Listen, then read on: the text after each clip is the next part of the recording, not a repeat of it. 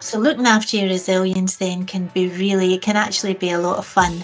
So what I've learned to do is when I hear that wee voice in my head saying, oh, you should do this, and I know that I'm not going to do it because I don't really want to do it, then I use the 5-second rule. And the 5-second rule was something that Mel Robbins, who you'll be able to find on the internet, she came up with. And she says that as soon as you get that idea of something you want to do it within 5 seconds. Because if you don't, you'll talk yourself out of it and you'll not do it at all. So that's what I do now. I just pick my coat up when I think of going for a walk and go outside.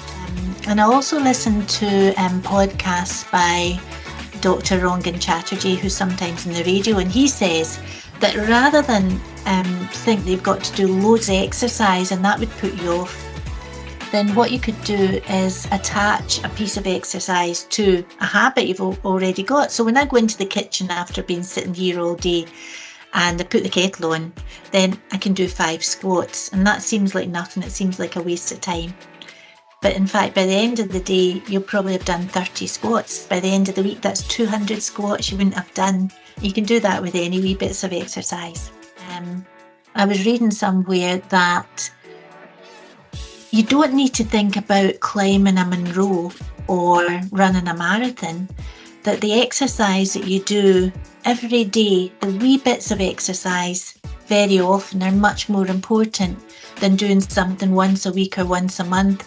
That keeps me going. And the last thing I was going to touch on was, relationships are so important. It's fundamental to our needs as people. And so very often it's really good if you can find somebody that you trust to talk to. And that might be a friend or a member of your family. You might have different needs. You might think, I'm actually looking for advice. I want advice. Or on another day, you might just want somebody to listen to you so that you can just talk and have that safe space.